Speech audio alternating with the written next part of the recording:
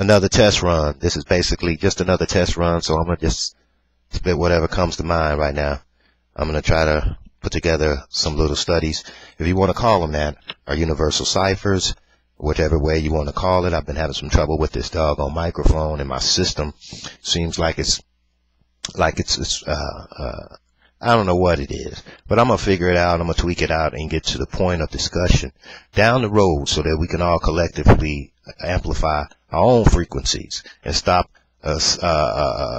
subscribing to so many other frequencies that demotivate our own. Okay, let's get together in our heads, not just as a unit. You know what I'm saying? It's hard to unify, especially with our people, because we're so ignorant to a lot of different things. And I'm not saying we're stupid.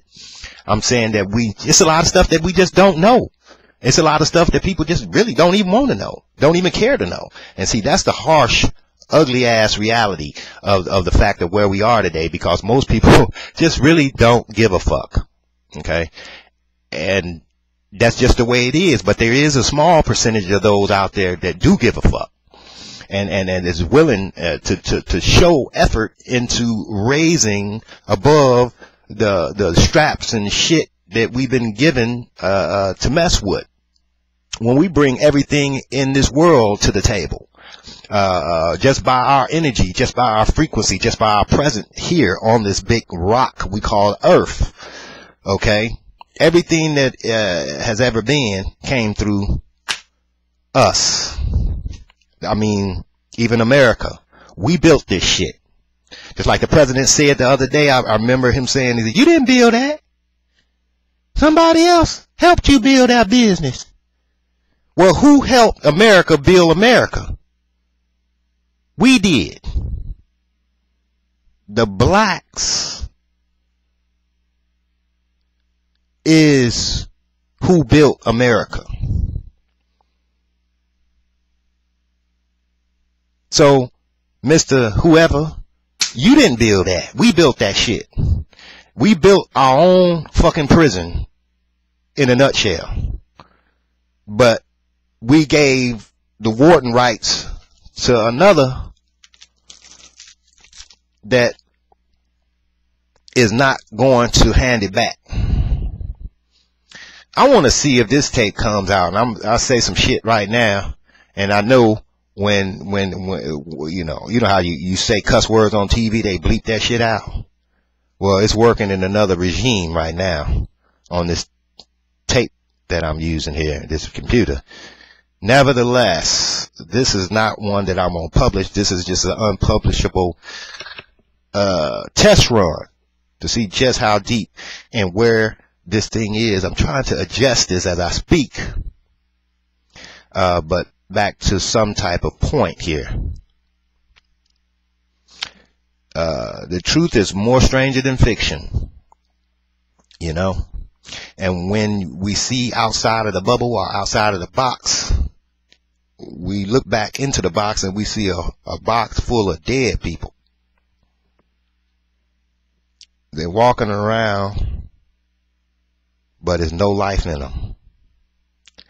And see, we can only survive outside the body for so long, meaning outside of the traditional stronghold that has been placed on us from birth, accepting any and everything that was handed to us, never researching, double checking to see if the information or the sources that we were given and directed to had any validity on our behalf or had our best interests at hand, you know. And for the most part, we have been deceived. We are the most deceived people on the planet. There is none more lost than an American black man on this face of this planet, probably in this entire universe. We are the most confused, the most spiritually dead, the most genetically dismembered, and socially bankrupt people that ever existed throughout all of history. So what does that say?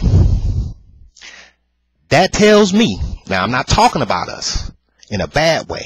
But I'm just getting you to a point you need to be. Listen to this. That tells me that we are the most important. And I'm going to tell you why. Because there was a passage that said, I will leave 99 on a hill and go find just one that is lost. If he will leave 99 so-called saved folks on the hill, unprotected, and leave them and go find just that one that was lost, that tells y'all little religious bigots that the lost people are more important than your sanctified holy ass. Okay? So don't be so uppity and look down on people just because they're not living the way that you're living. Holy and self-righteous behind. Okay? So don't talk down on God's people because they happen to be stuck in whatever it is they stuck in at this moment in time. These are the same people that everything was done for. These are the very people that your ass will be left on the hill so he can come find and get the rest of his people. So you better watch where you put your mouth. They say don't put your mouth on touch not my anointed and do my prophet no harm. But see, he didn't tell you what he was going to do to your ass when you fuck with his lost people. Because we are defenseless. We have to rely on nature, the universe, to come to our aid. And come they shall. Alright? Ain't nothing wrong with being lost, other than you just don't know where the hell you're at or where the hell you're going. That's the only thing that's wrong with being lost. You know, as I see it to a certain degree, if in the society the way that it is now, shit, I don't know. You know, lost might not be such a bad thing. Hell, because it seems like if you know something, you know, you either start a business, run a business, open up something. You know, the more you know, the more you show. And the more you show, the less you fucking know. It's a dichotomy. It's a paradigm. I don't understand it myself, but I'm in this thing, and so are you. So we're gonna try to get through this thing. To you know, forget all about all that little religious stuff. You know what I mean? You know, we cannot do enough good deeds to make it into heaven. I see a lot of people. I go to church every day. You go to church every day? I go. You know what I mean? I go to church every week. You know. So what does that make you? More of a candidate for heaven than me? What that make you? More liked by God than those that don't do what you do? Self-righteous people are always telling somebody else how fucked up they are. If you really want to bring people into the kingdom, then the last thing you should do is focus on how fucked up somebody is. Or have you forgotten where you were before you got so-called sanctified? You can't bring nobody into no kingdom continually fault finding fault in everything a person is doing or was doing. All you're going to do is repel them away from the kingdom. And anybody that even look or smell anything like you, you're not helping your so-called congregation. What you do are deflecting people, and maybe that's a good thing too, though. Maybe, you know, I believe all things work for the good, you know, for one purpose, the overall purpose. And just as it says in scripture back, it says that God hardens Pharaoh's heart. God hardened Pharaoh's heart so that he may be glorified in the land. Now, Pharaoh didn't even harden his own heart. Pharaoh probably would let them people go as soon as he put one of them plagues on his ass. He probably, that's it, fuck it. We don't know, because the scripture says God hardened the heart of Pharaoh. So even when, see, God makes you his enemy or his foe. But if he makes you his enemy, he's still using you. He is still using you so that he can get his props or his glory in the midst of it all. So regardless if you on the negative side or the positive side, we all working for God.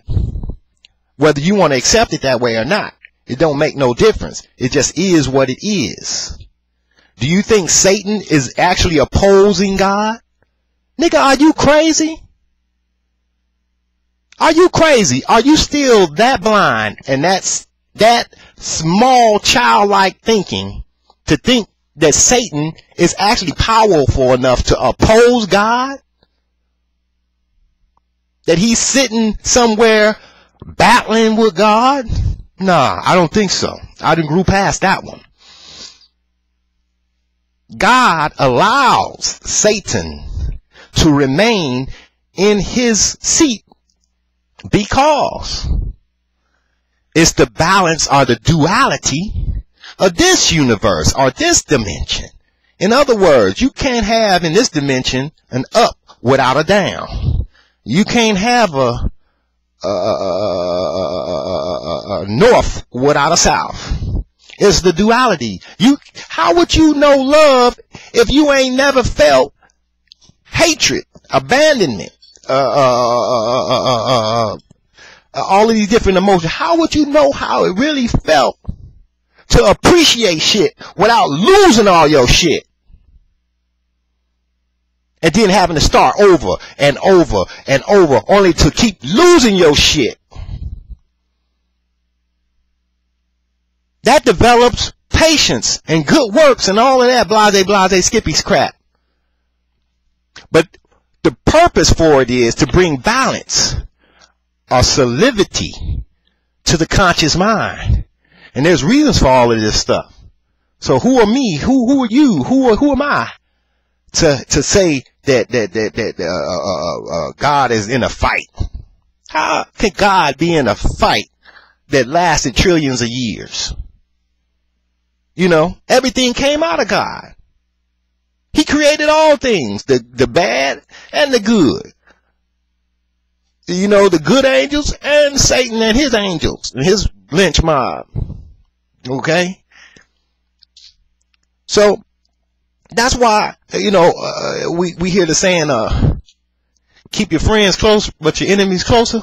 You know, that one used to puzzle me all the time, you know.